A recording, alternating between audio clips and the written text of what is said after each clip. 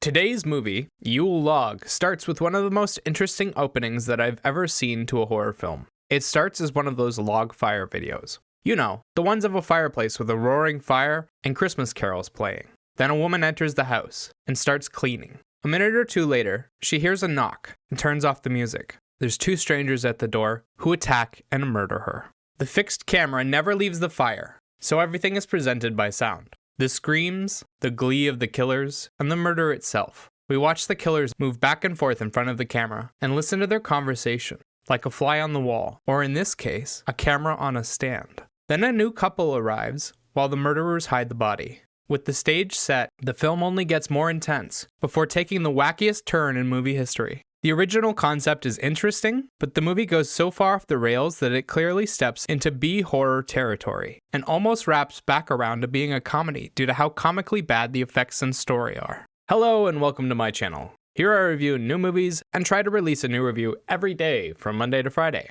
Today's movie, Yule Log, is an Adult Swim film, written and directed by Casper Kelly. It stars Megan Hayes, Tordy Clark, and Brendan Patrick Connor. The story revolves around a young couple renting a cabin for a romantic getaway in the mountains. Zoe and Alex arrive at the cabin minutes after the murder and begin their vacation unaware of the danger in the house. The cast is definitely the best part of the film, even though most of them aren't given much to do. Andrea Lang and Justin Miles are given the lion's share of the screen time, and both of them play normal people reacting in horror to the situation. Both give solid fear and disgust reactions and make the most of their time on screen. The rest of the cast play mostly normal folk reacting in fear, and we get some great horror reactions out of them. The standouts of the film are Tordy Clark and Charles Green. Clark plays the mother of Pleatherface, and stands out as truly disgusting. The scene of her eating that goopy cheese and force-feeding Alex still has me gagging every time I think of it. Charles Green plays the little man in the fire. He's charismatic and charming, yet devilish when he starts being honest with his trick.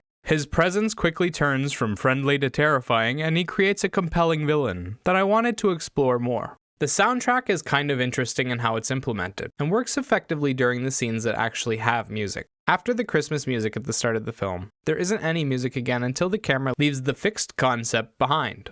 It gives the first half of the film a silent feeling, and then after the camera starts moving, we get a plethora of tension-building tracks and mood-setting themes. The songs are mostly boilerplate tracks, but they are used well alongside the scenery. The film has a fixed camera concept for the opener that was an interesting experience. They played with camera angles and reflections to help build the tension, such as having the killer appear in the reflection of a glass placed near the camera or through the sounds heard in the background. It does a good job of building tension for about 30 minutes and introduces elements with a lot of potential. A sheriff and his deputy looking for a murderer, a crew of weirdos who double-booked the house, and flashes of people living in different timelines. They had the option to play out the entire scenario in front of that fixed camera and do a lot of creative storytelling. Unfortunately, about 35 minutes into the film, they abandoned that concept and started telling an off-the-rails horror story that introduces crazy elements that don't make any sense. There's aliens, a cursed log that bashes people's faces in, and some kind of demon living in the fireplace. Film explains none of it, and throws away elements the second it gets bored with them. The story jumps around from element to element, without anything to tie them together. And after the film kicks off, it's nothing but non-stop murder and mayhem.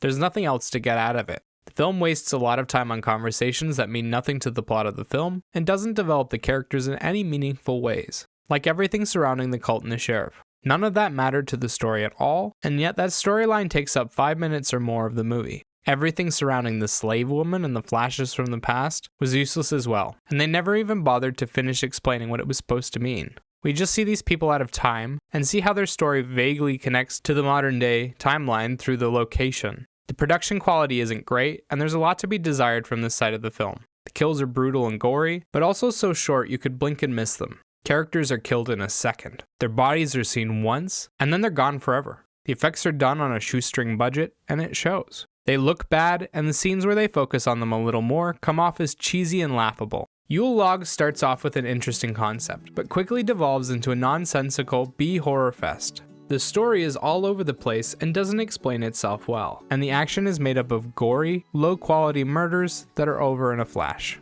4 out of 10.